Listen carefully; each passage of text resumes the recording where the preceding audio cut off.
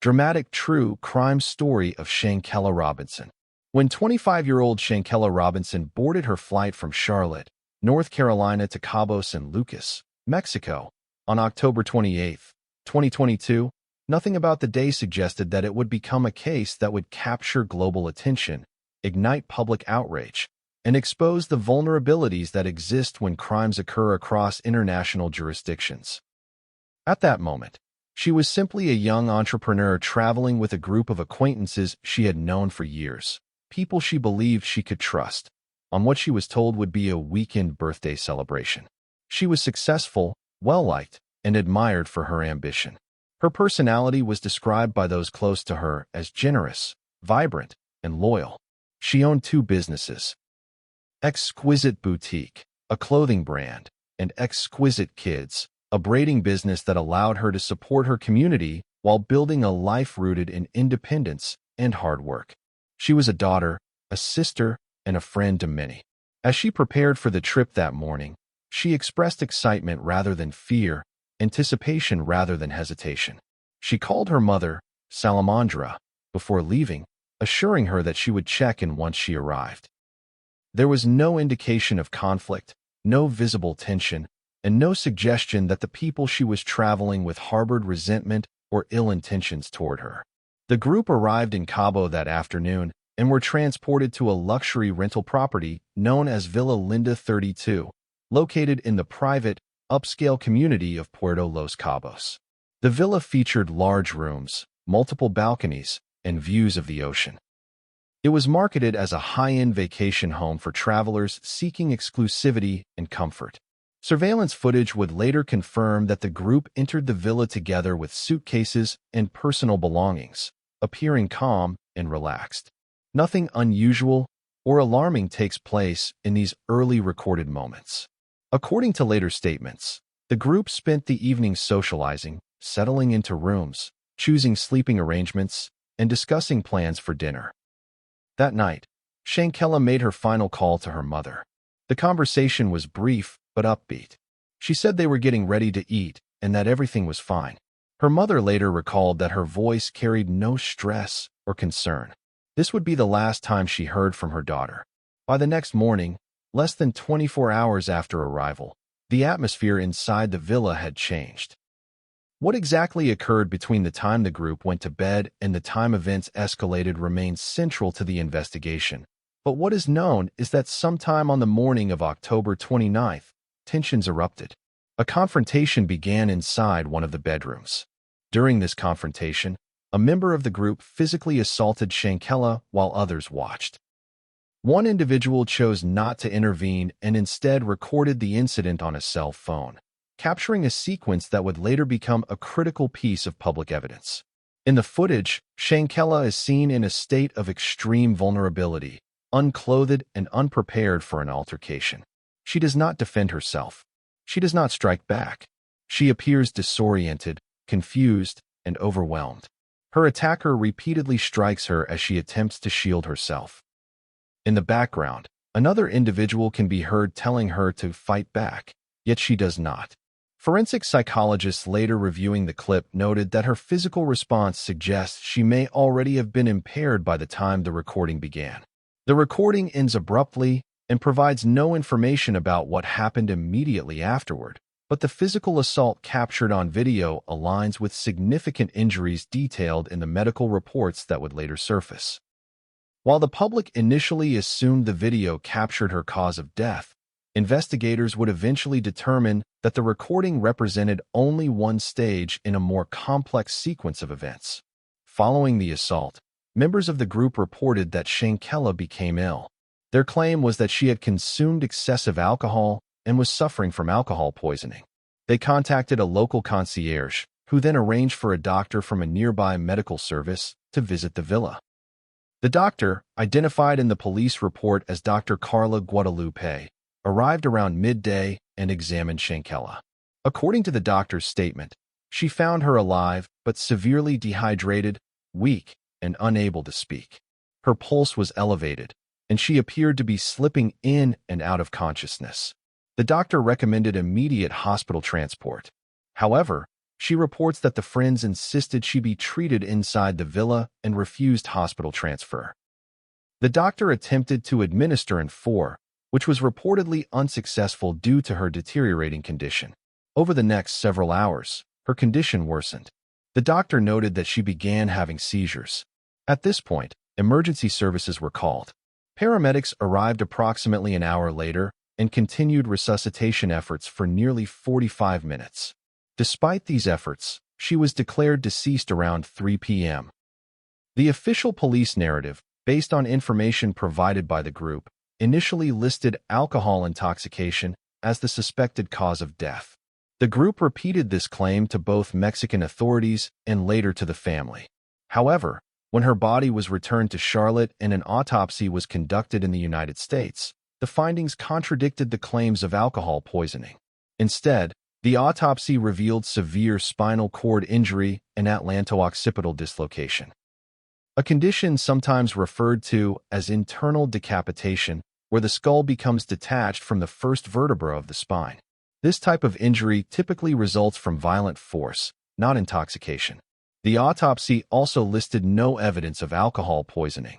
When her mother received the autopsy report, the discrepancy immediately raised alarms. She contacted the other travelers for an explanation, but according to her statements, the group provided conflicting and evasive answers. Some avoided communication entirely. Others changed details from one conversation to the next. None offered a coherent or consistent account of events. Her mother quickly concluded that the group was lying. Within days, the disturbing cell phone video was leaked online, and the public response was immediate. Social media erupted with outrage, confusion, and demands for justice. The severity of the assault in the video and the clear lack of intervention by the others fueled national and international attention. Advocates, activists, and celebrities publicly called for accountability. The video contradicted the group's narrative. The autopsy contradicted the Mexican paperwork. The inconsistencies in the group's statements contradicted everything they claimed happened. As pressure increased, Mexican authorities revisited the case.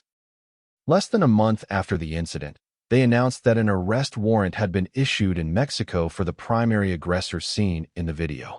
In a public statement, prosecutors classified the case as a femicide, a gender-based violent crime recognized under Mexican law.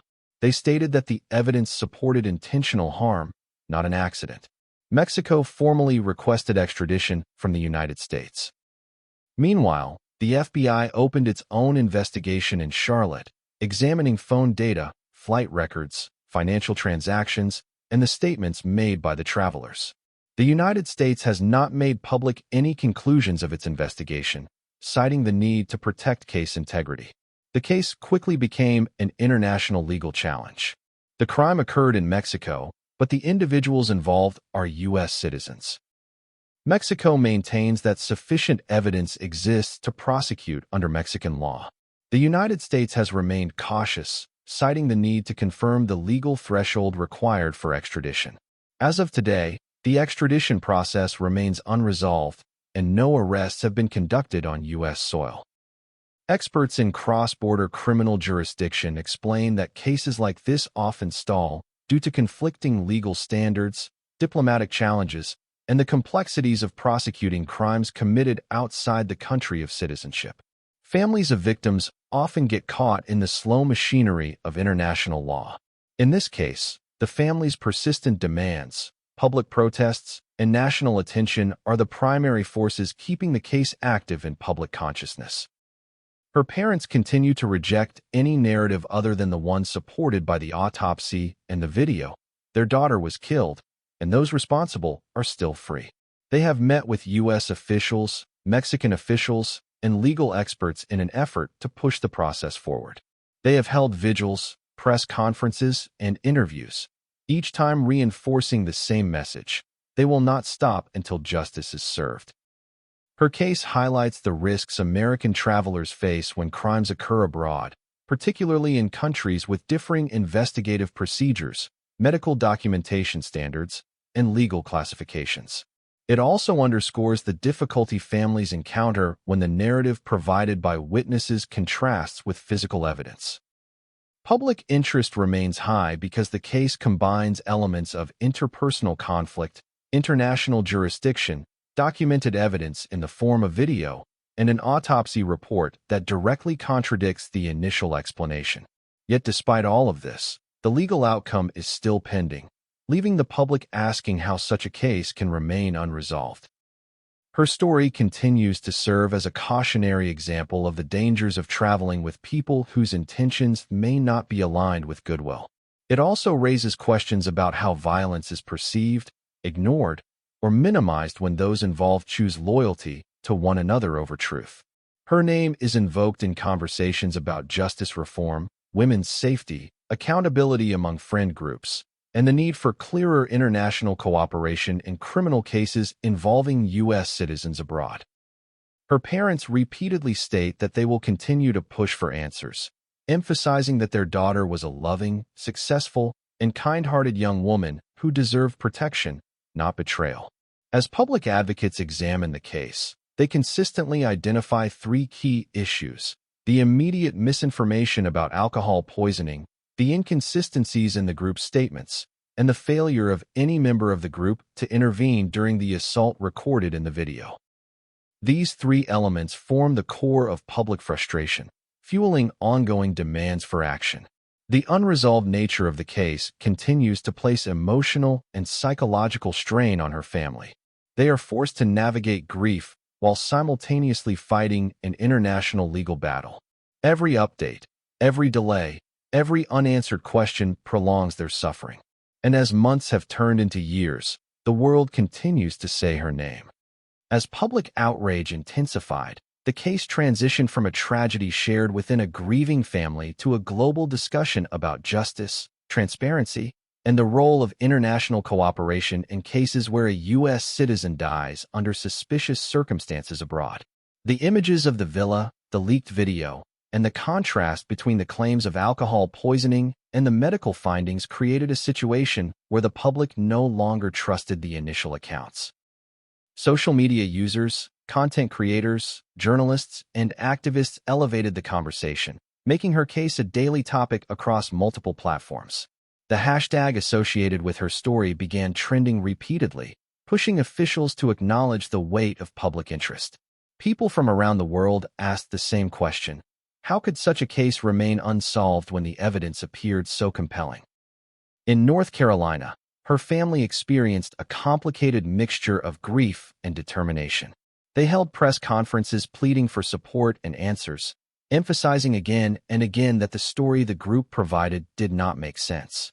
Her father, Bernard, was particularly vocal, expressing hurt and disbelief at the idea that people his daughter trusted would return home and look him in the eye while telling him something they knew was untrue.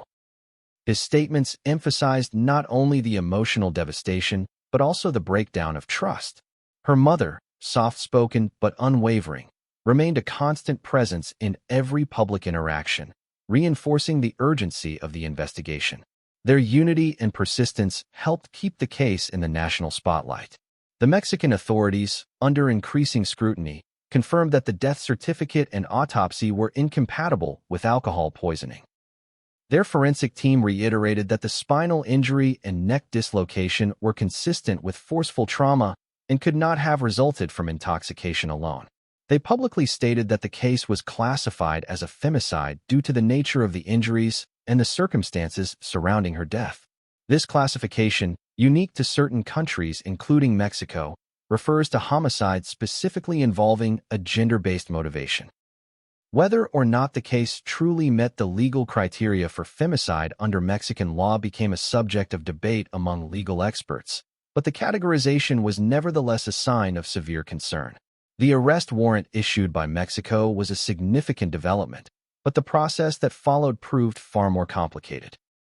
Extradition requires cooperation between nations, and the United States traditionally extradites only when the requesting country can meet strict standards of evidence and due process. Legal analysts noted that extradition in a case involving U.S. citizens who may not have intended to commit a crime before crossing borders requires additional layers of review. Meanwhile, the FBI's involvement created another dimension. The Bureau began conducting interviews, gathering electronic evidence, and verifying timelines. However, they have not released their conclusions publicly, leaving the public to speculate about the direction of the investigation. The group of individuals who traveled with her returned to Charlotte shortly after her death. Their return home became a subject of public anger. Many viewers of the leaked video questioned how they could leave so quickly, book return flights, and resume normal activities while her family was left waiting for answers. According to statements from the family, none of the group members attended her funeral. The behavior of the individuals raised concerns among members of the public, who viewed their silence and absence as an admission of guilt. Without arrests or public charges, however, the group remained free, their names circulating informally but without official legal labels. One of the most confounding aspects of the case involves the inconsistencies in the group's accounts. Some claim she was found unconscious. Others claimed she was ill from drinking. Some said there was no fight. Some said the fight was minor. Others denied witnessing anything at all. These contradictions hindered early investigative efforts. Forensic specialists note that when multiple people provide differing accounts, the presence of deception becomes more likely. However, determining whose version is correct requires legal processes, interviews, cross-analysis of statements, and supporting evidence. Because the crime occurred outside U.S. territory, the ability of the FBI to conduct immediate on-location forensic analysis was limited. Journalists examining the timeline discovered that the Mexican police report and the U.S. autopsy had multiple differences, not necessarily due to deception, but potentially because they were created under different circumstances. The Mexican medical personnel who first examined her did not have the same access to advanced forensic technology as U.S. examiners. Their report relied heavily on the account provided by the group members at the scene, which listed intoxication as the primary issue. Autopsy data later conducted in the United States offered a more comprehensive forensic picture. These differences complicated the narrative, leading some to question which documents accurately reflected the cause of death.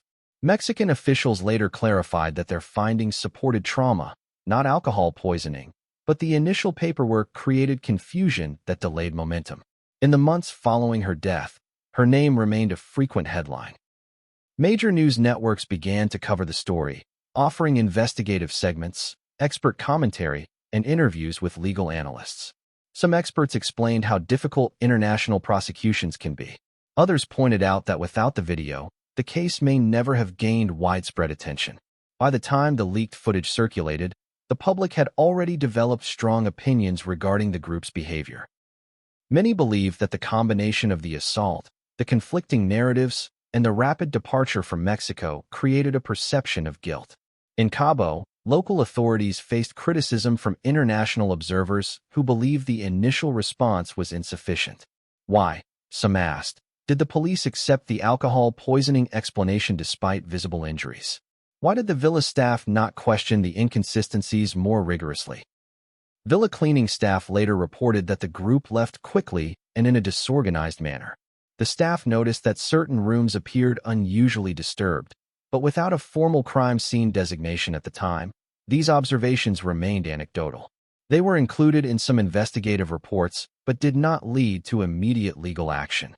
Meanwhile, her case placed a spotlight on the complexities of international travel and safety. Advocacy organizations issued guidance for travelers, emphasizing the importance of staying aware of group dynamics, maintaining contact with family, and understanding local emergency services when traveling abroad. Her story demonstrated how quickly events can escalate when visitors are unfamiliar with local medical procedures, emergency systems, and legal structures. Back in Charlotte, the pressure on U.S. officials continued to grow.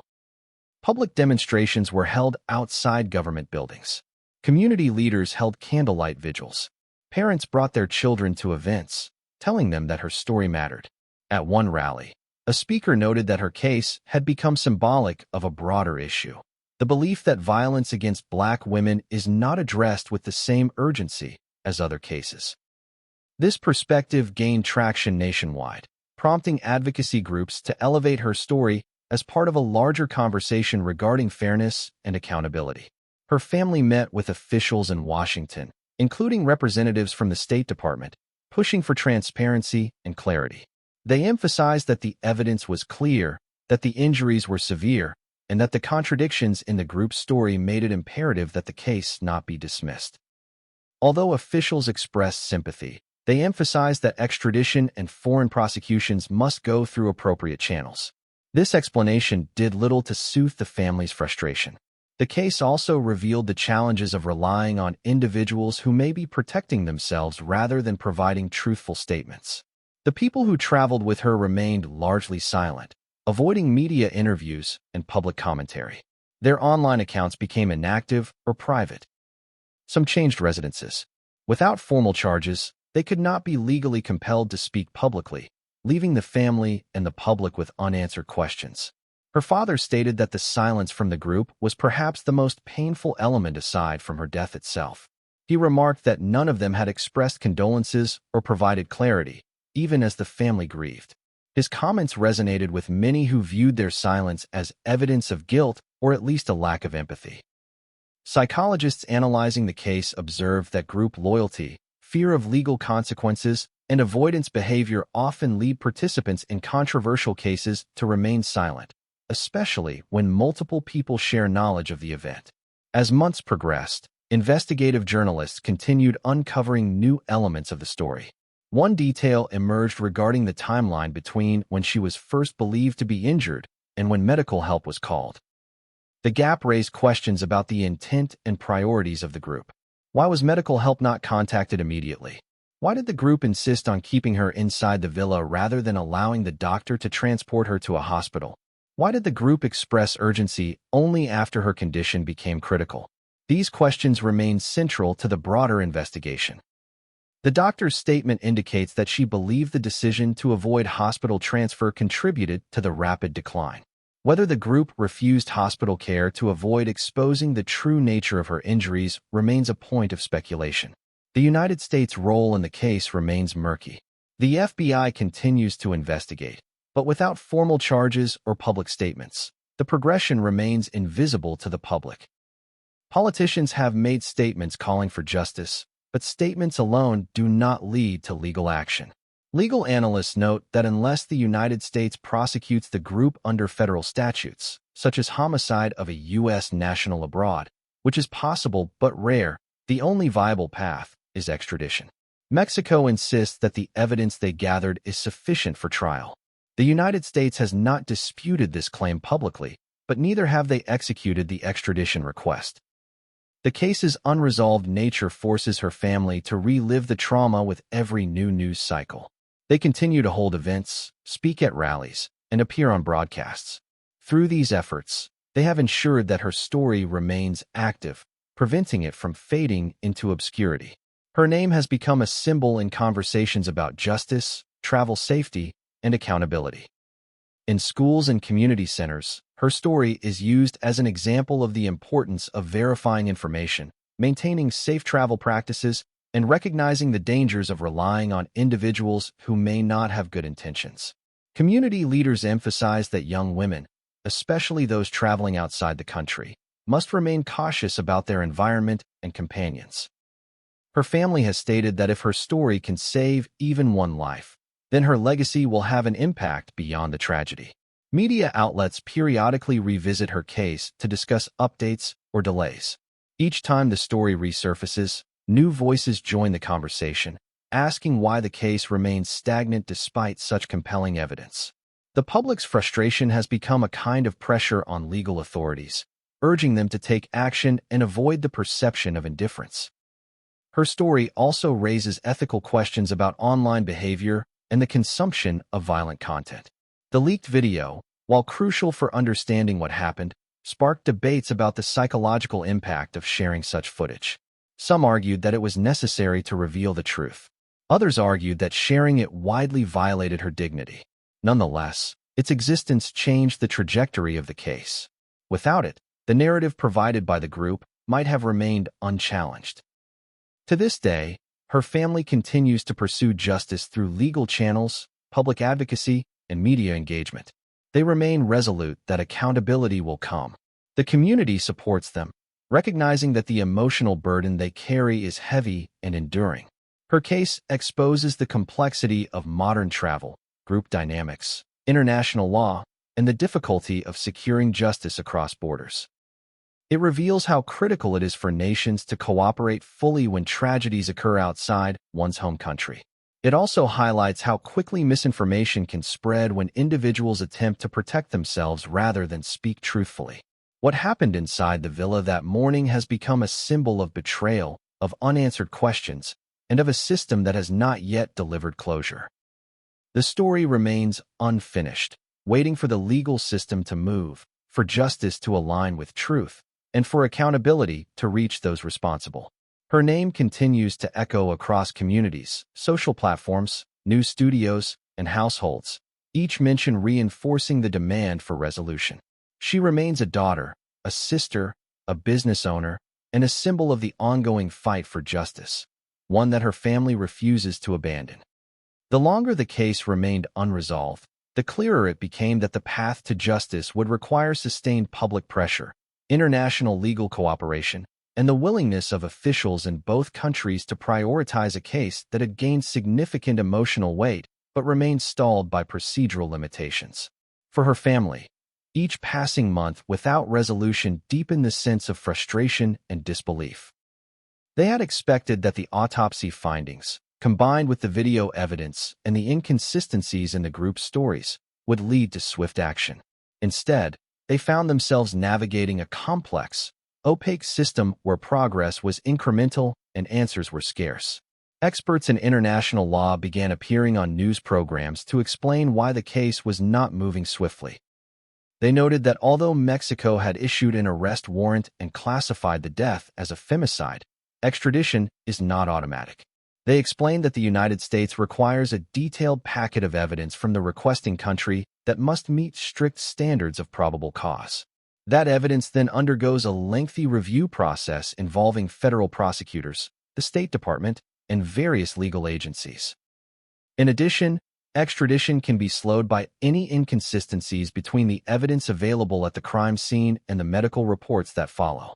In this case, the difference between the Mexican death report and the U.S. autopsy added a layer of complexity. Although Mexican authorities later acknowledged that the spinal injuries identified in the U.S. autopsy were consistent with their findings, the initial discrepancy provided a point that defense attorneys could use to argue against extradition. Meanwhile, the group of travelers remained largely silent. None issued public statements. None provided interviews. Some closed their social media accounts. Others allowed their online presence to fade without explanation. For many observers, this silence was not merely suspicious, it was infuriating.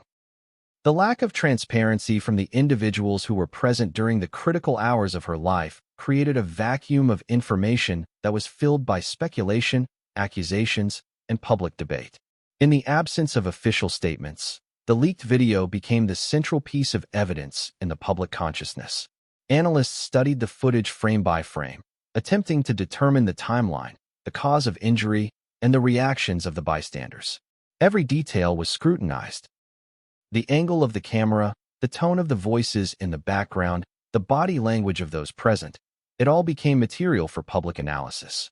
The family's grief was compounded by this public dissection, yet they understood that without sustained visibility, the case might fade into the background. They chose to participate in interviews, attend rallies, and maintain communication with supporters who demanded justice alongside them. Their commitment ensured that her story continued circulating on television networks, podcasts, social media feeds, and community forums. They insisted that their daughter was not simply a victim caught in complex legal bureaucracy, but a human being whose life was taken under violent and suspicious circumstances. Cultural observers noted that the case tapped into broader conversations about accountability within friend groups. Many pointed out that the concept of friendship had become increasingly loose, with the term sometimes applied to acquaintances or individuals connected through convenience rather than genuine loyalty. The events in Cabo underscored the risks of misjudging the intentions of those who may not share the same understanding of trust. For young travelers, particularly women, her case became a lesson in evaluating the people they choose to surround themselves with. Travel organizations, influencers, and safety advocates began citing her story when discussing safe travel practices, emphasizing the need for clear communication, emergency planning, and awareness of interpersonal dynamics. The public attention did not remain confined to the United States. Mexican media outlets also covered the case extensively, recognizing the potential impact on tourism and the importance of addressing public concerns about safety for travelers. Local authorities held multiple press briefings to reassure both Mexican citizens and international travelers that they were taking the investigation seriously. They reiterated that the arrest warrant was supported by evidence and that they were prepared to prosecute the case under Mexican law.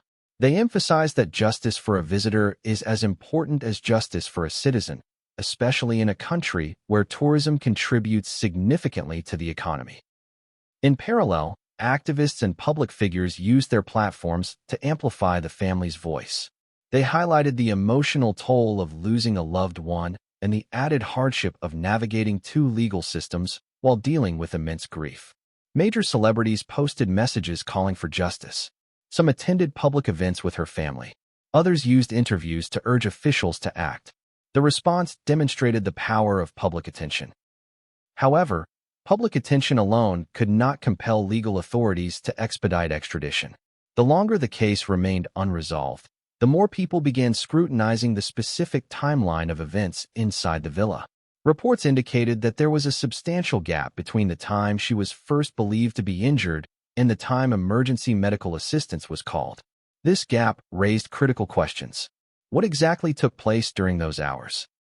Why did the group wait so long to call for medical help? Why did they insist on keeping her within the villa instead of allowing the doctor to transport her to a hospital? Medical experts explained that certain spinal injuries may cause swift deterioration and immediate medical intervention is critical.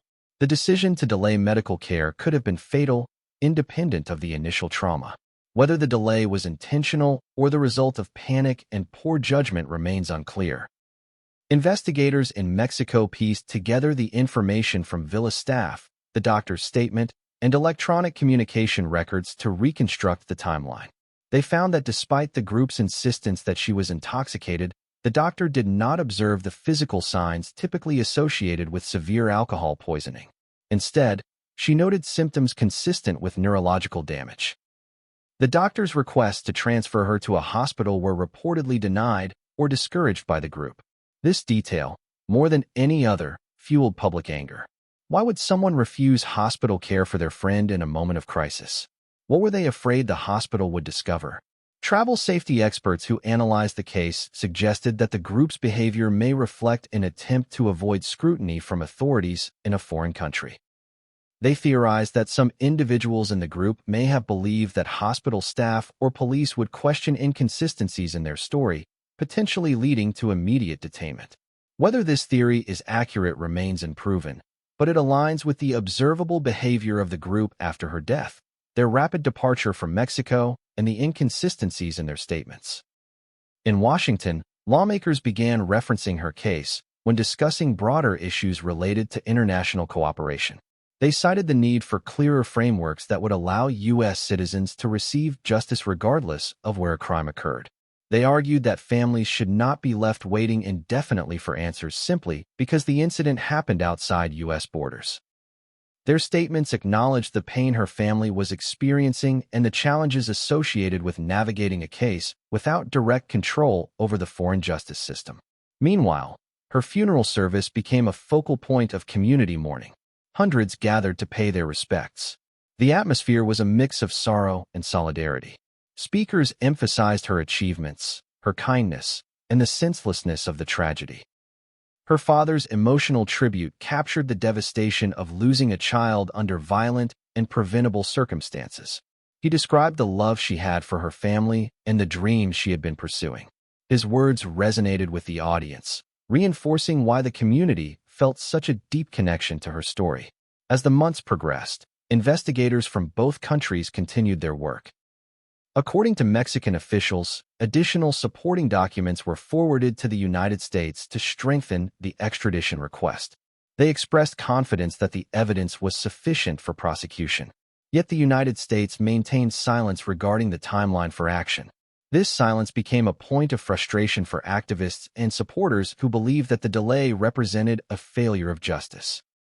Commentators questioned whether the case would have moved more quickly if the circumstances were different or if the victim had been from a different background. These questions added another layer to the public discourse, connecting her story to broader discussions about systemic inequities. Her family's perseverance ensured that the case remained part of national conversation. They continued attending events, meeting with officials, and using media interviews to share updates. They acknowledged the difficulty of the process but insisted that they would not stop until justice was achieved. Their persistence garnered respect from many who viewed their actions as a testament to the love they had for their daughter. Throughout the investigation, one theme remained constant: the lack of accountability from the individuals who were present during her final hours. Their silence prevented clarity. Their conflicting statements undermined credibility. Their absence from her funeral raised questions about their moral responsibility. Psychologists noted that individuals involved in traumatic group events often avoid discussing their experiences for fear of legal consequences, guilt, or psychological distress. However, in this case, the silence was perceived as an extension of the wrongdoing. Her case became an example often cited by legal analysts discussing the CSI effect. The public expectation that clear video evidence should immediately result in legal action. They explained that while video footage can be compelling, it must be supplemented with corroborating evidence that meets legal standards for prosecution. In international cases, this requirement is even more pronounced. Still, the public's expectation remained firm. Justice should not take years when the evidence appears so strong. Community leaders have stated that the case will remain active until there is resolution. They insist that her name was not meant to be part of a tragic narrative, but part of a larger movement for justice and accountability. They highlight the importance of remembering her life, not just the circumstances of her death. They encourage people to carry forward the lessons from her story, whether in travel, friendships, or advocacy. For her family, each new interview, rally, or statement is a reminder of the pain they continue to endure. Their persistence is driven not only by grief, but by a sense of duty to ensure that her story remains visible. They believe that visibility is the key to securing justice. The case remains open in both Mexico and the United States. The extradition request is active. The evidence continues to be evaluated. Investigators remain engaged. The public continues to follow developments. Her family continues to fight, and her story continues to grow, reaching new audiences, sparking new conversations, and reminding people around the world that justice is not guaranteed, but must be demanded, pursued, and fought for. Her name continues to carry weight, to inspire advocacy, and to symbolize the intersection of tragedy, injustice, and the enduring power of a family's love. As the case continued to move slowly through the legal and diplomatic systems, attention turned to the broader implications of what her story revealed about the nature of group dynamics, interpersonal conflict, and the often hidden complexities within friendships. Many people who followed the case began reevaluating their own relationships, acknowledging how easily resentment, jealousy, or unresolved tension can remain concealed beneath polite interactions. Social scientists and behavioral experts weighed in, explaining that while outward harmony may appear genuine, underlying hostility can emerge unexpectedly in environments where alcohol, group pressure, or unresolved grievances collide. Her case offered a sobering reminder that harm does not always come from strangers. Sometimes it comes from the people closest to us. The emotional impact of the leaked video extended beyond her family and close friends, affecting viewers who felt drawn into the tragedy due to the disturbing nature of what it revealed. For many, the footage represented a violation not only of her physical safety, but of her dignity.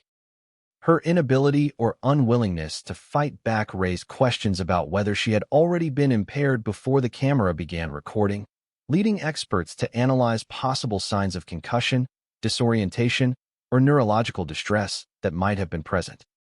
Medical professionals reviewing the case noted that the extent of her injuries suggested that the assault was not the only event contributing to her trauma, leaving open the possibility that additional harm occurred after the recording ended. These uncertainties deepened public concern and speculation about the full extent of what took place inside the villa that morning. As investigations progressed, Mexican authorities maintained that the evidence they collected, including witness statements, forensic findings, villa staff accounts, and electronic records, supported their conclusion of intentional harm. They emphasized that femicide charges were appropriate under their legal standards and reiterated that the responsible party would be prosecuted in Mexico, where the crime occurred. They also made clear that the other individuals who failed to intervene or provide truthful statements could potentially face charges if additional evidence emerged. Their public commentary signaled that the case remained active and that they expected the United States to honor the extradition request, although they acknowledged that diplomatic processes could take time. In the United States, pressure intensified for federal authorities to release information about the status of their investigation. Families affected by other international crimes lent their voices to support her family, sharing their own experiences with delays, bureaucratic challenges, and the emotional toll of waiting for justice across borders. Legal advocates pointed out that while U.S. law does allow for prosecuting citizens who commit crimes abroad, such cases require extensive evidence, international cooperation, and clear jurisdictional boundaries. Without a direct federal charge, extradition remained the most viable path. The public response to the lack of action became increasingly vocal. Online petitions demanding justice collected hundreds of thousands of signatures. Community leaders organized marches in Charlotte and beyond, calling for accountability. The chants for justice echoed through streets, schools, churches, and town halls. Her name became a symbol of unresolved injustice, shared by people who had never met her but felt connected to her story through shared empathy and outrage. Throughout this period, analysts and commentators began discussing the important role of digital evidence in modern investigations. The leaked video, while disturbing, became a critical component of the case. Without it, the alcohol poisoning narrative may have persisted unchallenged, and the physical assault might never have come to light. Experts noted that digital evidence, videos, messages, geolocation, and electronic communication now serves as a central pillar in reconstructing events, especially when witness accounts conflict. In her case, the video served as a silent witness, revealing a reality that contradicted the initial statements provided by the group. Another layer of complexity emerged as journalists scrutinized the timelines of when the group members returned to the United States. Flight records, passport scans, and villa logs suggested that the group left Mexico quickly but not simultaneously, raising questions about who left first and why. Some members reportedly returned the day after her death. Others left shortly thereafter. Their rapid departures, coupled with their inconsistent statements, contributed to the perception that they were attempting to evade responsibility. Immigration records confirmed that they left while Mexican authorities still believed the death was accidental, which legally allowed them to exit the country without detainment. Once the autopsy contradicting the alcohol narrative was returned to the family in the United States, the opportunity for Mexican authorities to immediately question the group had already passed. Meanwhile, the psychological consequences of the case were evident in her parents' public statements. Her mother often described the difficulty of waking each morning with the weight of unresolved questions. Her father spoke openly about the emotional shock of seeing the video and the pain of imagining his daughter alone and unprotected in her final moments. They shared memories of her kindness, her generosity, and her love for her family. These recollections humanized the tragedy, reminding the public that she was more than a headline. She was a living person whose life had been full of promise and potential. As the months turned into a year, the case remained in an unusual limbo. Mexico maintained that it had done its part. The United States continued its internal review. Grassroots organizations kept her name alive through ongoing awareness campaigns, social media updates, and educational events. Her story was featured in documentaries, podcasts, and investigative reports. Each retelling added new voices to the call for justice, but the legal status remained unchanged. During this period, legal specialists noted that international extradition agreements are designed to prevent wrongful prosecution, but these safeguards can unintentionally slow the process in cases where evidence appears strong. They cautioned that the extradition timeline is influenced not only by evidence, but by political context, interagency communication, and and the logistical challenges of coordinating legal systems across borders. In her case, the involvement of two countries with different legal definitions and evidentiary standards created an especially complicated scenario. Despite the delays, Mexican prosecutors have repeatedly expressed confidence that their evidence supports a criminal conviction. They have publicly indicated that additional charges could be considered for others in the group if further evidence is uncovered. They have also reassured the family that the case remains open and active, emphasizing their commitment to pursuing justice. Her family frequently travels to Washington, D.C., meeting with legislators and legal advocates. They participate in panel discussions about international justice. They attend memorial events. They do interviews with national media outlets. Through their persistence, they ensure that the story does not fade into obscurity. Their advocacy has strengthened communities, inspired other families, and drawn attention to the emotional cost of unresolved international crimes. The public perception of the group remains overwhelmingly negative.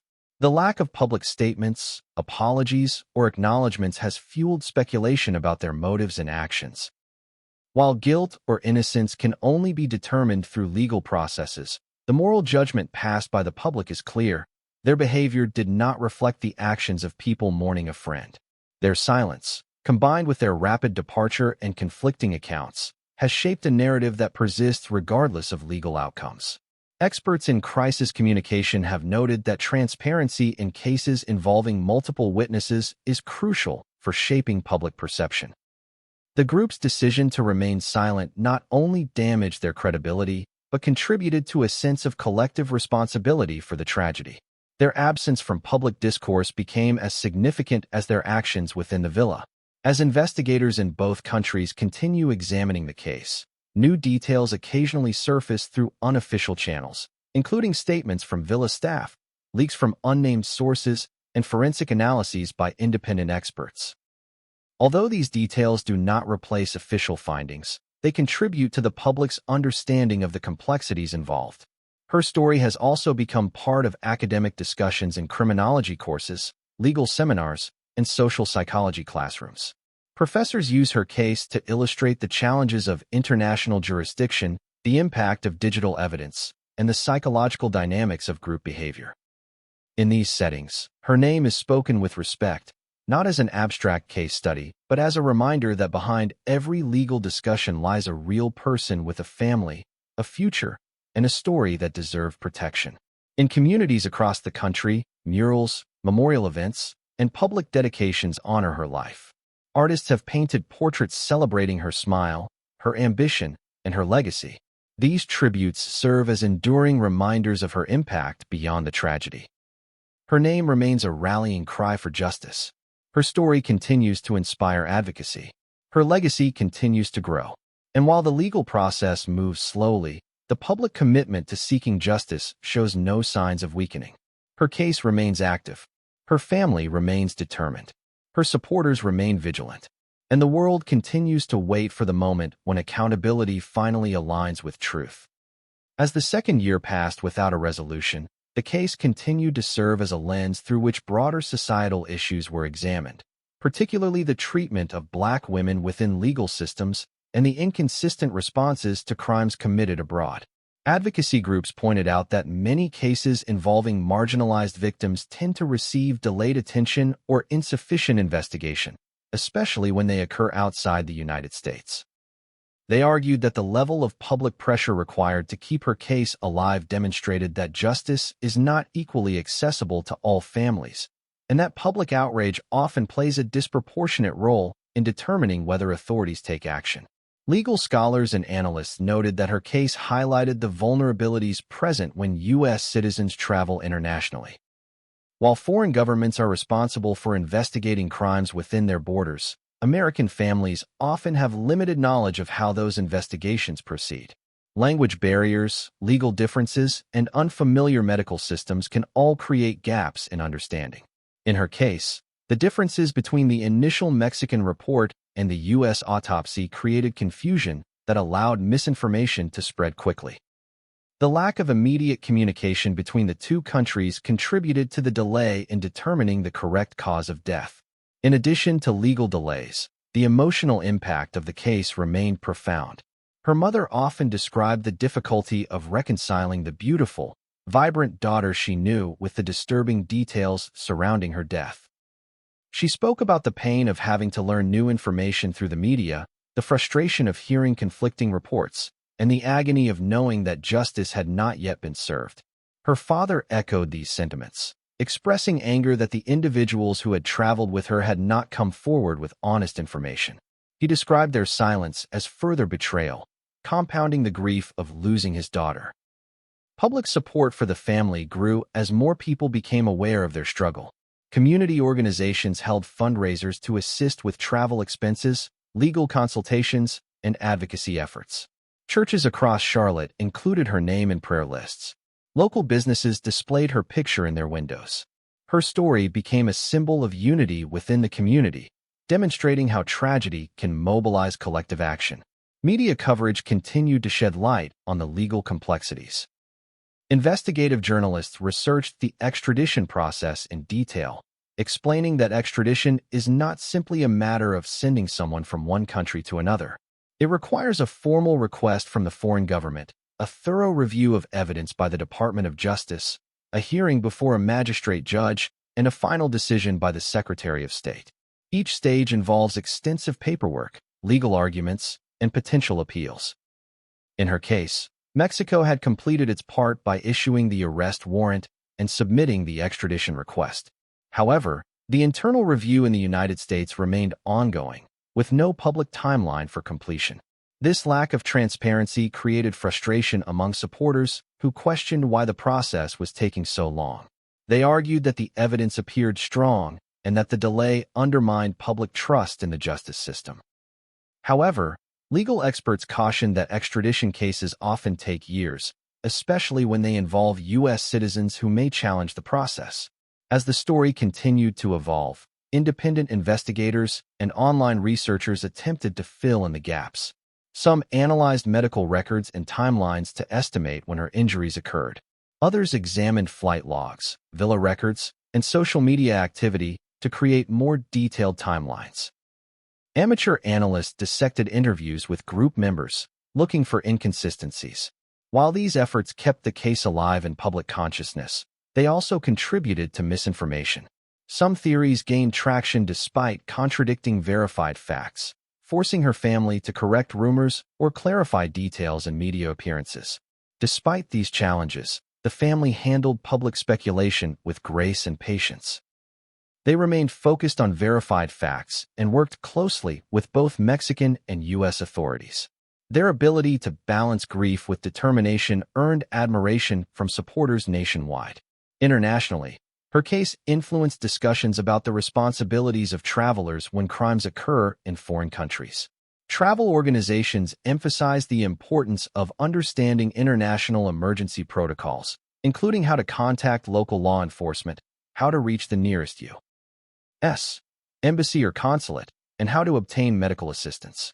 They highlighted her story as a warning about the dangers of assuming that procedures abroad mirror those in the United States.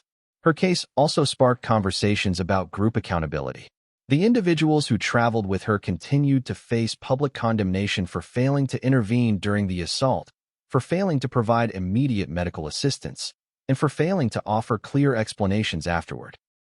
Social psychologists noted that group behavior often shifts under peer pressure, and individuals may avoid intervening in violent situations due to fear, shock, or uncertainty.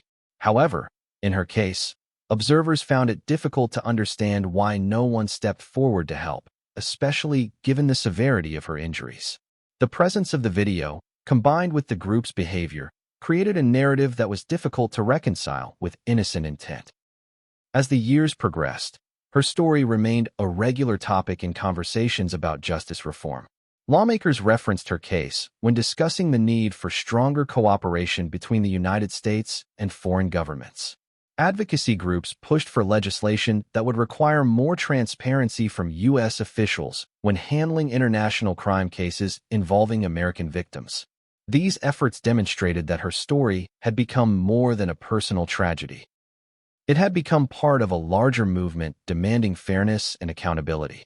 Her legacy extended beyond crime discussions, inspiring people across the world to support her family's quest for justice. Artists created murals in her honor, capturing her likeness with bright colors and uplifting messages. Musicians wrote songs dedicated to her memory. Writers used her story to discuss themes of trust, vulnerability, and resilience. In every medium, her name continued to resonate as a symbol of strength and the pursuit of truth. In Charlotte, her community organized annual events to commemorate her life. These events brought together family, friends, neighbors, and supporters who wanted to honor her legacy. They shared stories about her kindness, her creativity, and her entrepreneurial spirit. They celebrated her accomplishments and mourned the loss of the future she had been building. Her case also served as a reminder of the power of community advocacy.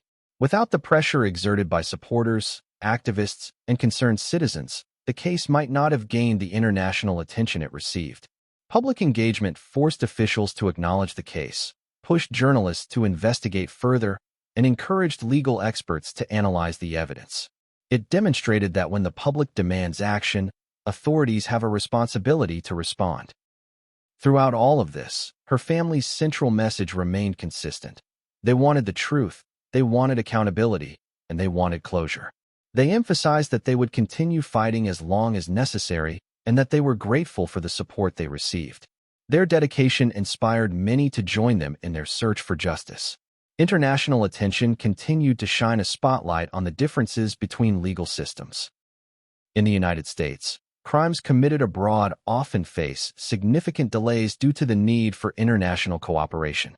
In Mexico, prosecutors must balance their desire to pursue justice with the practical limitations of seeking extradition from a country with stringent legal requirements.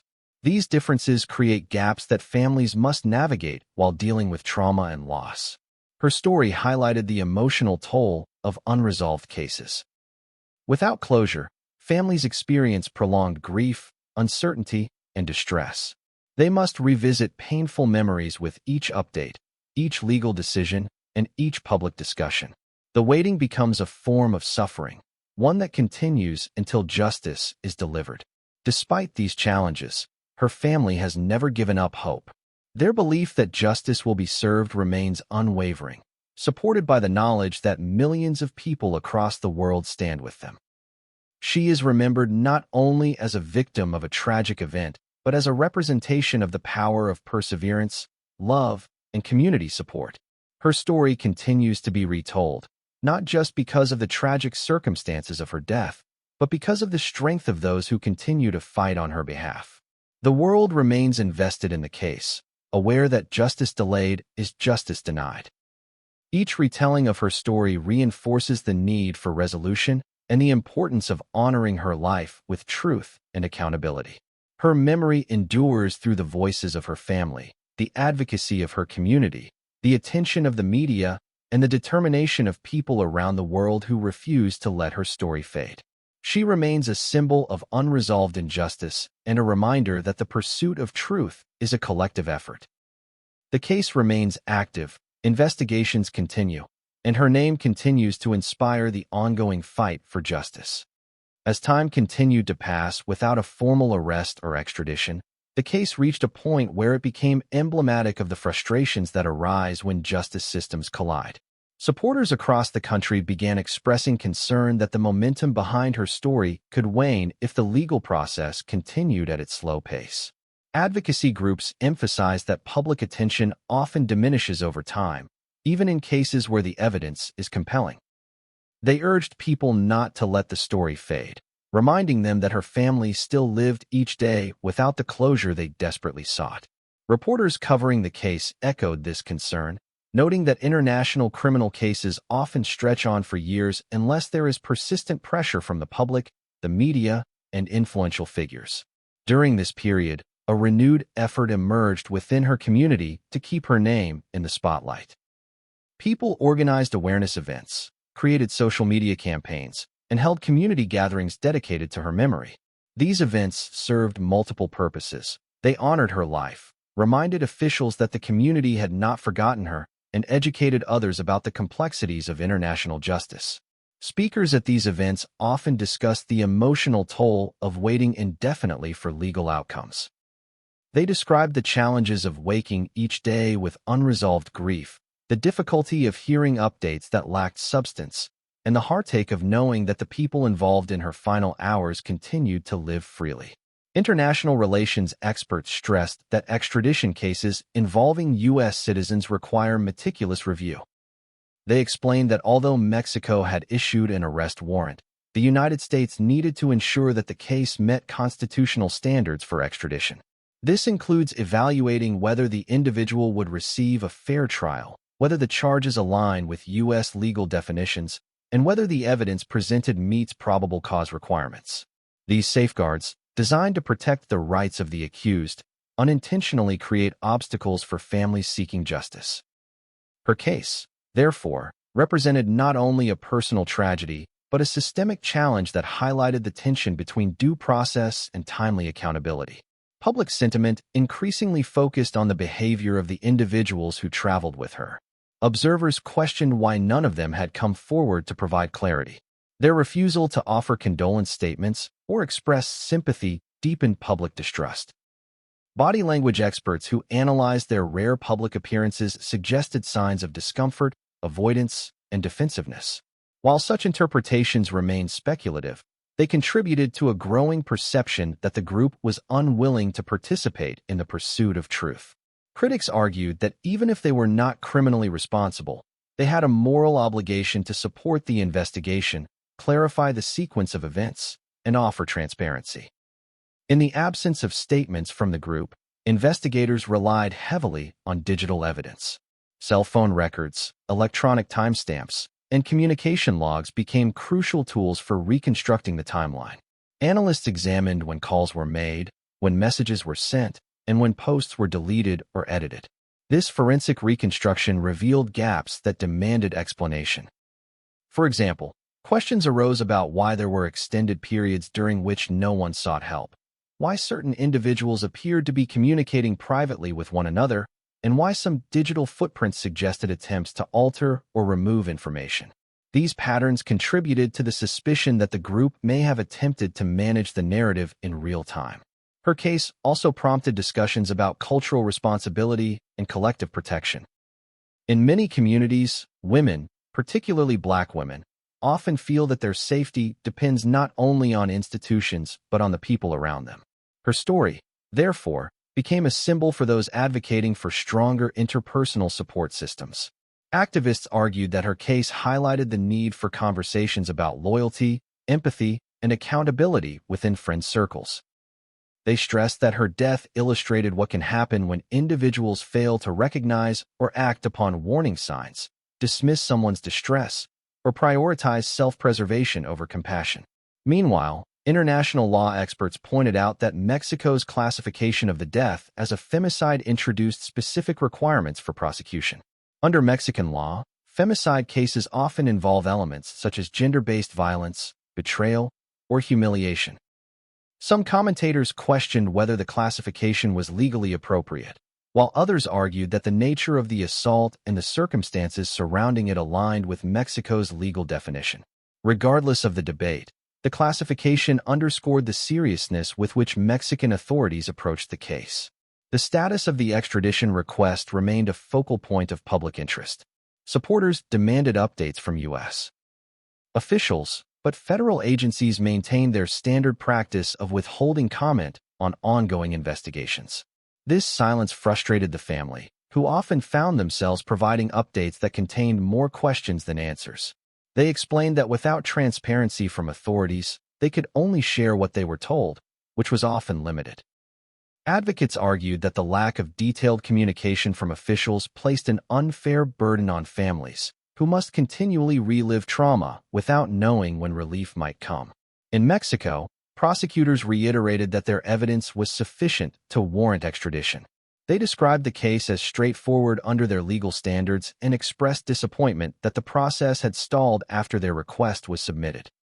They assured the family that their commitment to justice had not diminished, but acknowledged that without cooperation from the United States, the case could not advance. This dynamic created a situation in which her family was caught between two governments, neither of which could provide a definitive timeline. Despite these challenges, her legacy continued to expand. Universities incorporated her case into discussions about international law, forensic science, and ethics. Students studying criminal justice analyzed her case as a real-world example of the difficulties inherent in cross-border investigations. Professors used her story to illustrate the importance of proper evidence collection, accurate reporting, and cooperation between jurisdictions. In these academic settings, her name served as a reminder that every legal concept has human consequences. Her death also influenced discussions about villa safety abroad. Travel agencies and tourism companies began advising travelers to thoroughly vet accommodations, research emergency medical services, and maintain open communication with family members. Her case demonstrated that luxury environments can create a false sense of security, leading travelers to overlook potential risks associated with group dynamics, unfamiliar locations, and limited access to medical care. Travel safety experts emphasize the importance of situational awareness, even in seemingly safe settings. The growing public awareness of her story prompted many to reflect on their own experiences with group travel. Social media users shared personal stories of trips gone wrong, arguments that escalated unexpectedly, and friendships that dissolved under pressure. Some described situations in which they felt unsafe around people they previously trusted. These accounts resonated with her story, underscoring the unpredictability of interpersonal conflict and the importance of listening to intuition when traveling with others. Throughout this period, her family continued to show extraordinary resilience. They spoke at events with poise and clarity, despite the emotional weight they carried. They remained steadfast in their belief that justice would eventually be delivered, even if the process was slow. Their advocacy became a source of strength for others navigating similar struggles. People dealing with unresolved cases, slow investigations, or international legal challenges found encouragement in the family's determination. Her story became intertwined with larger conversations about justice for Black women. Activists argued that the lack of swift action reflected broader patterns within legal systems, where cases involving marginalized individuals often receive less urgency. They emphasized that her case deserved the same attention and effort as any other international homicide case. The public's insistence on accountability demonstrated a growing recognition of the need for equity within justice systems. As the case approached its second anniversary, the question of accountability remained open. Supporters continued to monitor updates from both governments, hoping for signs of movement. The family remained engaged with legal systems in both countries, prepared to continue their advocacy for as long as necessary. Their unwavering commitment ensured that her story remained relevant, meaningful, and powerful. Her name continued to be spoken in homes, community centers, classrooms, newsrooms, and places of worship. Her story continued to resonate with people who saw in her not only a victim, but a symbol of strength, dignity, and the pursuit of justice. Her life, her legacy, and her family's courage ensured that her story would not be forgotten. As her case continued to circulate across news outlets, social media platforms, and legal forums, it became increasingly clear that the tragedy had grown beyond its initial scope. What began as a mysterious death on a vacation trip had evolved into a national conversation about trust, group violence, international justice, and the strength of public advocacy. Her story became part of a larger push for transparency in cross-border investigations, as families, lawmakers, and communities demanded clearer procedures when American citizens die abroad under suspicious circumstances. Her family's persistence kept the pressure alive, but their emotional burden deepened with each passing month, as they were forced to navigate the void left by the absence of official answers. In this extended period of uncertainty, the psychological toll on the family became more apparent. Grief counselors and trauma specialists explained that unresolved cases can prolong emotional suffering because the human mind struggles to process loss without context or closure.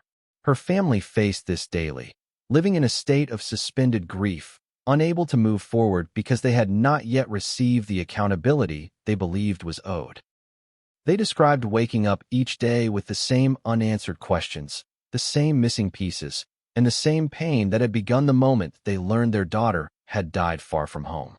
Their ability to remain composed during interviews, rallies, and meetings with officials showcased a remarkable degree of emotional resilience. Her story also prompted deeper reflection on the concept of friendship, how it is defined, how it is maintained, and how it can break under pressure.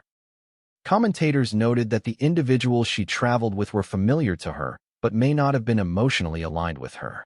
Social scientists pointed out that people often categorize acquaintances as friends, especially within shared social circles, without recognizing that these individuals may not view the relationship the same way. This mismatch can lead to fragile associations that deteriorate under stress. Her tragedy highlighted the importance of understanding the true dynamics of friendships, particularly when traveling abroad, where emotional support and trust are critical for safety. As public interest persisted, legal analysts continued dissecting the extradition process. They explained that while Mexico's arrest warrant was legally valid, the United States had to determine whether the alleged acts constituted extraditable offenses under U.S. law. They also had to consider whether the evidence presented by Mexico met the threshold required for probable cause in the United States. This review process involves multiple governmental layers, including the Department of Justice, the State Department, federal prosecutors, and occasionally federal judges. Each step must be completed meticulously to avoid wrongful extradition or legal challenges that could delay the case further. These procedural complexities, though necessary from a legal standpoint, often frustrate families seeking timely justice. Meanwhile, public frustration with the lack of resolution led to increased scrutiny of U.S. officials.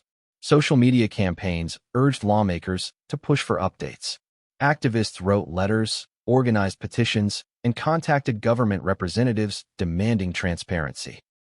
Some argued that the United States had a moral obligation to prioritize cases involving citizens who died under violent circumstances abroad. They believed that delays in her case reflected a broader pattern of insufficient response to crimes involving marginalized individuals. The international nature of the case also raised questions about safety protocols for travelers. Experts encouraged travelers to register their trips with the U.S. State Department, maintain regular communication with family members, and research local emergency services before traveling. They pointed to her case as an example of how quickly situations can escalate in unfamiliar environments. They emphasized the importance of having a plan in place for medical emergencies, especially when traveling in regions where access to hospitals or urgent care may require additional time and resources. Villa staff in Cabo provided additional insight into the aftermath of the incident. Some reported that they noticed unusual tension among the group on the morning of her death. Others described the group's departure as hurried, lacking the usual communication or courtesy travelers often extend when leaving rental properties. These observations, while not definitive evidence, contributed to the broader understanding of the group's behavior. They also provided context for Mexican authorities attempting to reconstruct the timeline of events based on witness accounts and physical evidence within the villa. The leaked video continued to serve as a critical component of the narrative. Technological analysts examined the video for metadata, timestamps, and clues about the location within the villa. They noted the positioning of the camera, the reactions of those present, and the physical condition of the environment. Although the video did not show the entire sequence of events, it provided invaluable insight into her vulnerability and the aggression she experienced.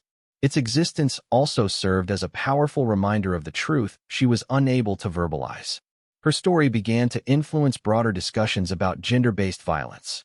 Advocates noted that femicide remains a global issue, often under-prosecuted or misclassified. They highlighted her case as an example of how gendered violence can be obscured by misinformation, silence, or systemic failures. Public discourse began to connect her story to others involving marginalized women whose cases lacked immediate justice or media attention. This connection strengthened calls for comprehensive reform in how such cases are investigated and prosecuted. In the months that followed, her story was featured in news documentaries, podcast series, and investigative reports. These retellings brought renewed attention to the inconsistencies within the group's statements.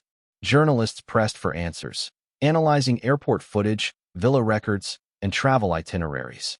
They examined the group's behavior upon returning to the United States, including the decision to avoid speaking to the family. This avoidance struck many as deeply suspicious, especially given the emotional gravity of the situation. Her parents continued meeting with government officials and legal advisors, pressing for updates. They expressed appreciation for public support, but remained candid about their disappointment with the pace of the investigation. They acknowledged that while legal systems take time, the prolonged delay left them with an overwhelming sense of injustice. Their persistence inspired others to support the cause, recognizing that without strong advocacy, cases like hers risk slipping through the cracks.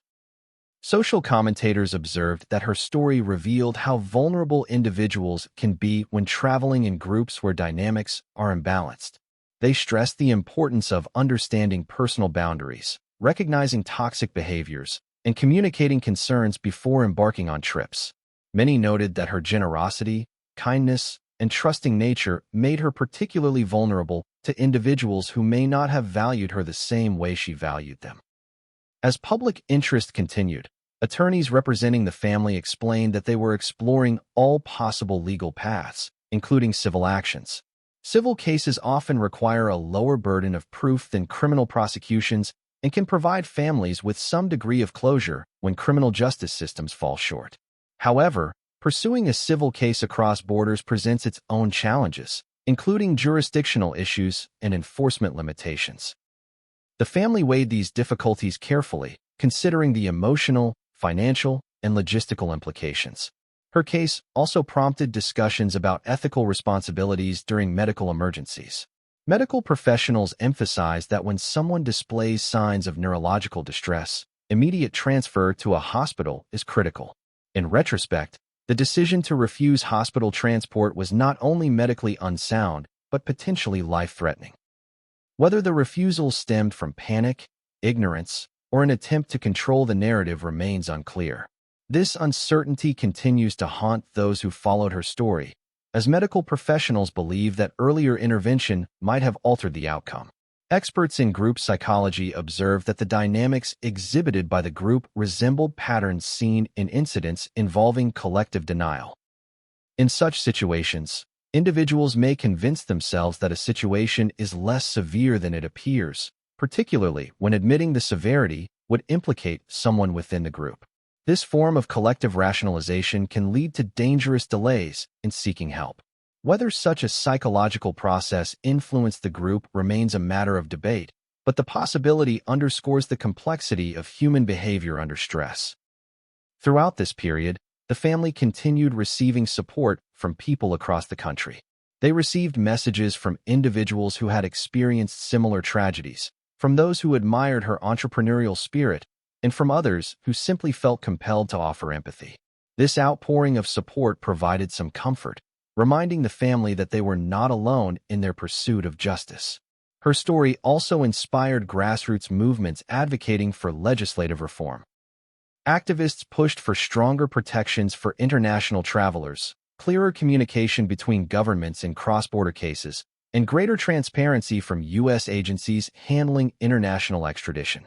These efforts underscored the belief that no family should endure the uncertainty and frustration that hers had faced. Despite the lack of closure, her family remained firm in their belief that justice would eventually prevail. They refused to allow delays to deter them.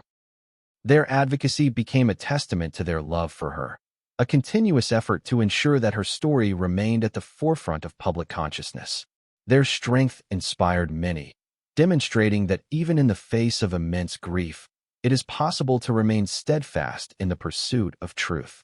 Her story continued to grow, reaching new audiences, influencing broader discussions, and shaping conversations about justice, safety, and accountability. She remained a symbol of both personal tragedy and collective resolve. Her name continued to be spoken with respect, and her memory continued to inspire those committed to seeking justice. As her case entered yet another year without resolution, A sense of urgency grew among advocates who feared that time itself could become an obstacle to justice. Memories fade, witnesses become harder to reach, evidence becomes more difficult to track, and international attention can shift quickly.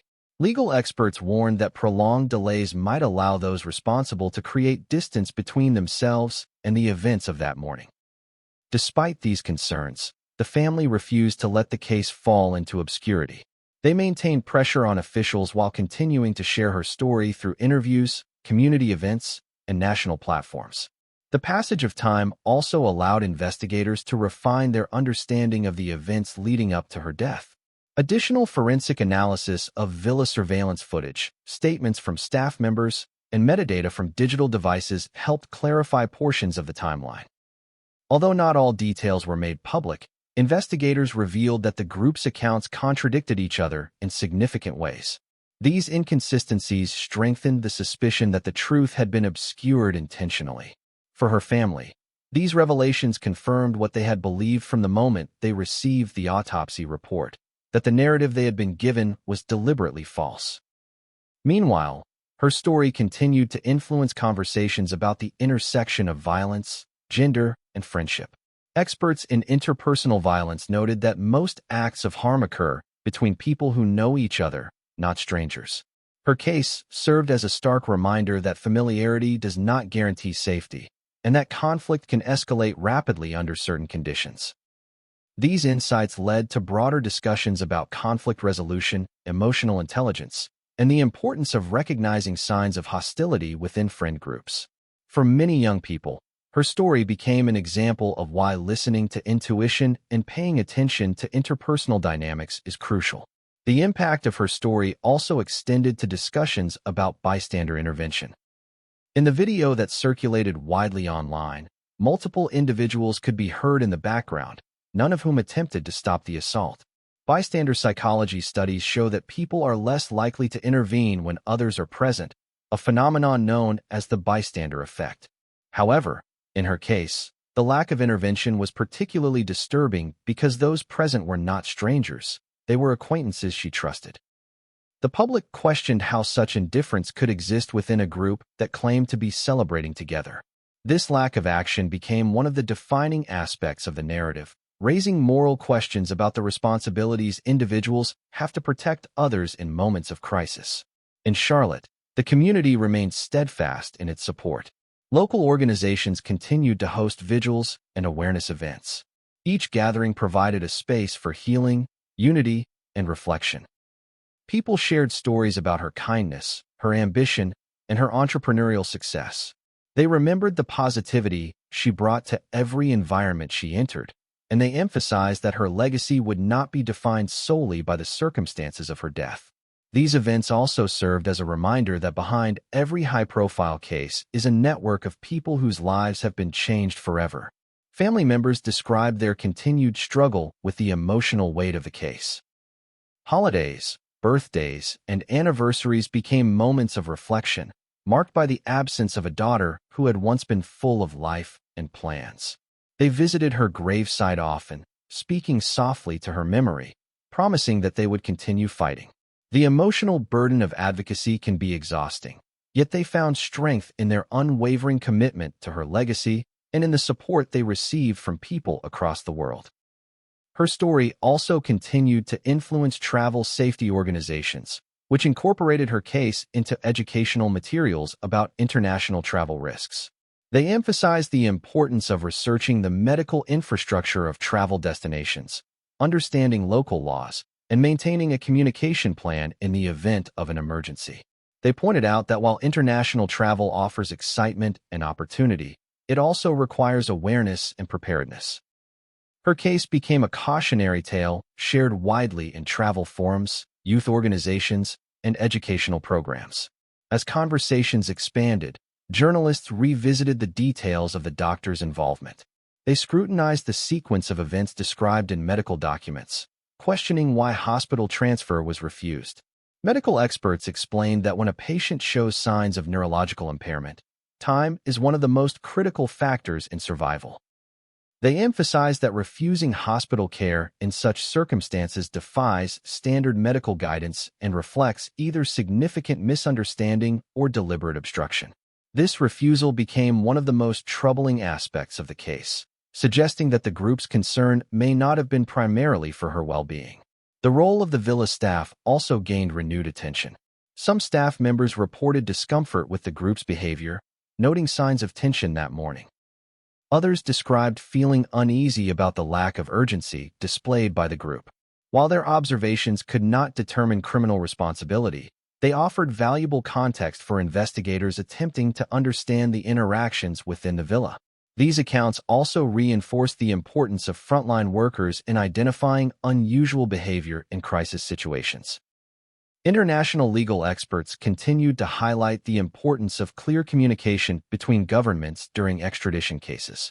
They explained that the United States and Mexico have long-standing agreements in place, but each case must still be evaluated individually. In her case, the evidence provided by Mexican prosecutors had to be translated, verified, and reviewed before the U.S. could take action. This process, though essential for legal accuracy, often moves slowly due to bureaucratic structures and competing obligations. For the public, however, legal explanations did little to calm frustration. Many believed that the delay reflected deeper issues within the justice system. They argued that cases involving marginalized individuals often receive less urgency or attention. Advocates pushed for reforms that would increase accountability and transparency in international crime cases, ensuring that families receive clear updates and realistic timelines. These efforts underscored the belief that justice should not depend on public pressure, but should be guaranteed through equitable legal processes. Meanwhile, her family continued to speak publicly about her life. They shared stories that highlighted her personality, her business achievements, and her dreams for the future. These stories helped humanize her beyond the tragedy, reminding people that she was more than a victim.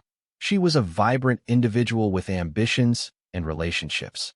Her mother often spoke about her daughter's kindness and her ability to bring joy to others. Her father described her entrepreneurial drive and the pride he felt in her accomplishments. These memories served as anchors of love and remembrance amid the ongoing fight for justice. Her story also found resonance in discussions about public trust in institutions. Analysts pointed out that delays in cases like hers can erode faith in legal systems, particularly among communities that already face systemic inequities. They argued that justice delayed not only affects the immediate family, but also impacts broader community trust.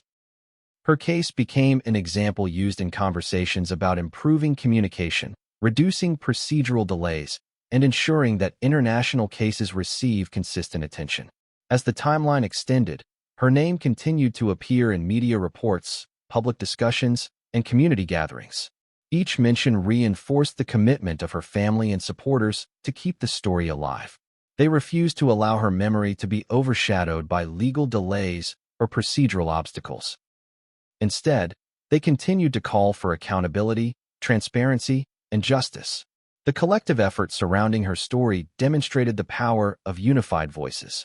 Her case brought together people from different backgrounds, professions, and locations, all united by a shared desire for justice.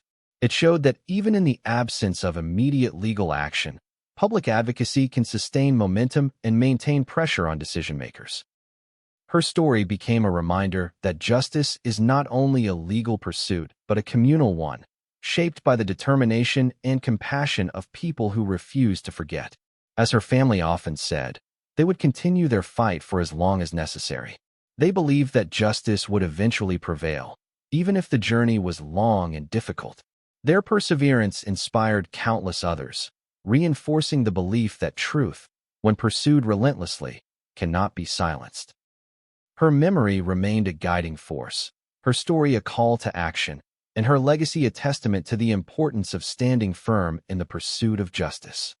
As her story entered its next chapter, it became clear that the impact of her case would endure far beyond the eventual legal outcome.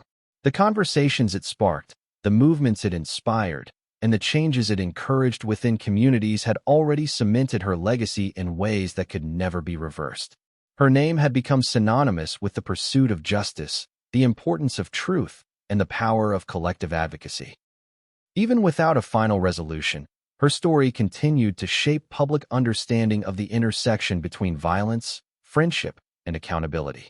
The ongoing interest in her case reflected a deeper societal need for clarity, closure, and action. People followed every development closely, analyzing statements from officials, examining updates from the family, and seeking new information from trusted sources. Her supporters understood that cases involving international coordination often move slowly, but they also believed that persistence would eventually lead to answers. This belief became a form of solidarity, binding her community together in a shared mission to see her story reach its rightful conclusion. In the midst of these efforts, her family continued to navigate the complex emotions that accompany public grief. They balanced their private mourning with their public advocacy, recognizing that their visibility could help bring the case closer to resolution. They remained patient yet determined, acknowledging that the pursuit of justice is often a long and difficult journey. Their unwavering commitment to truth served as a reminder that justice is not simply a legal process, but a moral one, rooted in the belief that every life deserves dignity, honesty, and protection. As the years progressed, her story became part of a broader cultural dialogue about the safety of women, the importance of community accountability, and the need for reform within international justice systems. People began using her case as a reference point when discussing issues such as travel safety, bystander responsibility, gender-based violence, and the challenges of holding individuals accountable across borders. Her life and legacy became a symbol of resilience, reminding people that even in the face of heartbreak, it is possible to transform tragedy into meaningful change. Her name appeared in legislative proposals focused on improving transparency in international investigations. Lawmakers cited her story when arguing for better support for families navigating cross-border legal processes. Advocacy groups used her case as an example of why consistent communication, timely updates, and clear guidelines are essential when Americans die abroad under suspicious circumstances. Her influence extended into academic settings, where students studying criminal justice, law, and social work examined her case as part of their curriculum, learning about the importance of thorough investigation, international cooperation, and the ethical responsibilities of those in positions of authority. Travel organizations incorporated her story into safety workshops and informational materials designed to help travelers make informed decisions. These programs encouraged people to remain vigilant, communicate regularly with loved ones, and stay aware of their surroundings and interpersonal dynamics. Her case became a reminder that even the most beautiful destinations can become dangerous when trust is misplaced or when conflicts escalate unexpectedly.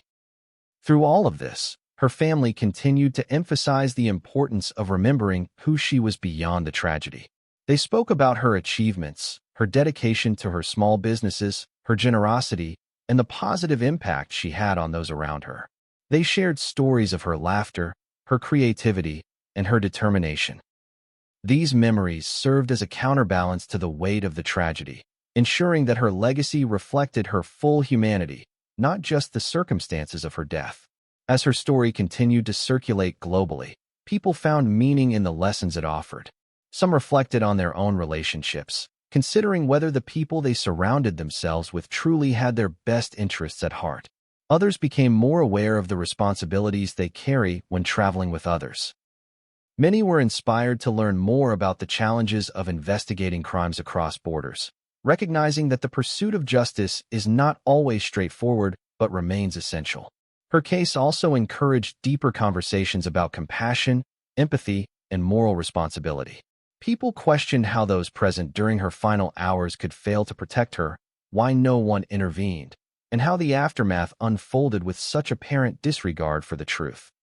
These questions served as reminders that justice is not only a legal concept, but a human one, rooted in the actions and choices of individuals in moments of crisis. Despite the long timeline, the story continued to have momentum. Journalists remained committed to reporting updates.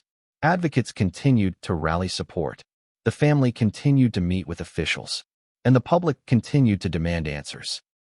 Her story became a rallying point for those who believe that justice should not depend on geography, bureaucracy, or public pressure, but should instead reflect a consistent commitment to fairness and truth. As time moved forward, one thing remained constant: her family's unbreakable resolve. They continued to speak her name, to honor her memory, and to fight for justice with unwavering determination. They found strength in their community, in the public support they received, and in the belief that justice, though delayed, would not be denied. Her story became a testament to the power of collective action. It showed that when a community refuses to look away, refuses to be silent, and refuses to accept injustice, it can influence officials, shape public opinion, and sustain a movement. Her case demonstrated that even in moments of profound tragedy, there is an opportunity to inspire meaningful change. And so, her name continues to echo in news reports, in community gatherings, in classrooms, in courtrooms, and in the hearts of those who followed her story. She is remembered not only for the questions surrounding her death, but for the brightness of her life, the strength of her family, and the unity of the community that embraced her. Her legacy lives on in the pursuit of justice, in the conversations she inspired, and in the determination of those who refused to let her story fade. She remains a symbol of resilience, a reminder of the importance of truth, and a call to action for those who believe that justice is not simply a destination, but a journey that must be pursued with courage, compassion, and unwavering resolve. Her name continues to inspire a movement. Her story continues to influence a nation. And her legacy continues to remind the world that justice, no matter how long it takes, is worth fighting for. Rest in peace, Shanquella.